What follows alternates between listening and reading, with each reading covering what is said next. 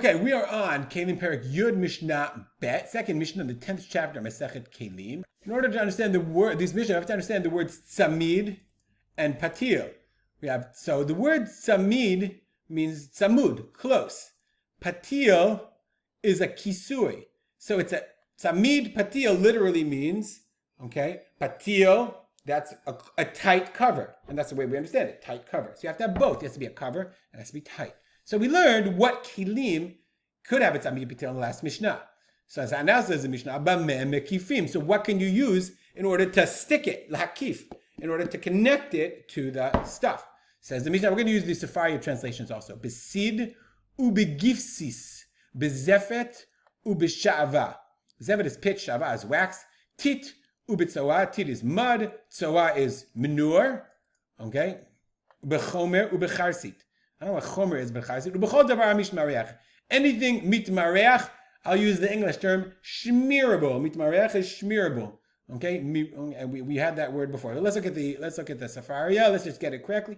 Lime or gypsum, pitch or wax, mud or excrement, crude clay or potter's clay. That's chomer v'charsit. Crude clay or potter's clay. Any substance used for plastering, smearing. And if you lo be'ba'atz v'lo be'ofaret, you can't use ba'atz or ofar. We'll see what those are in a second. Ba'atz is, he says, b'dil, some kind of lead, I guess. Okay, mibneishu patil ve'enot samid says that. Let's go look at the Sefaria for a second. You can't use it, okay, with tin or with lead.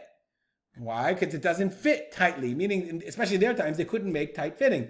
Really interesting question. Nowadays, what would you do when you want to use a metal thing with a rubber stamp, with a rubber, and it's really is, or you can really cover it? I assume that would be samid patil. Why not? Plastic covering or whatever. Okay, that's because it's patil, it's a cover. Ve'enot samid. It's not tight. Ein mekifin lo b'dveila shmeina, fat dveila, figs. Okay?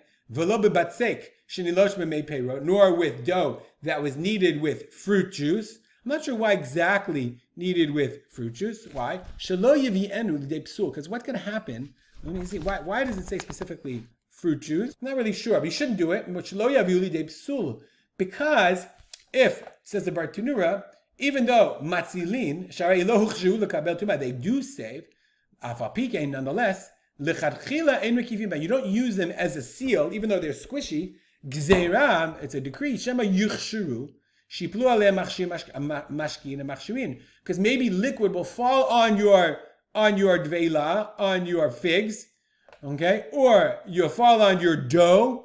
Nilosh b'mei peirot, maybe, I'm not sure why it has to be with fruit juice. It definitely has to do with something about Kabbalat Tuma, okay? And because if it falls on there, then it's going to be Mekabel Tuma. And if you have a seal of fruit that's Mekabel Tuma, how's that going to save anything? Because otherwise, Yavo Lidei Psul, it could make it Pasul. It ain't a Davar Tamei Matzil. And then if you bring this thing, and then if it's in a Tuma place and liquid gets on it, then the whole thing is lost. But if you did use your Dveila Shmeina, if you did use your, I don't know why it said Dveila Shmeina, your figs, whatever, and it didn't get wet, then he'd seal. Technically, it would work. We'll stop here, dedicate our learning to memory. My father, Rav Sibra Yitzchak Kalman. If you know why it says fruit juice, send me an email or a WhatsApp. Or better yet, join the WhatsApp group. Make it a great day.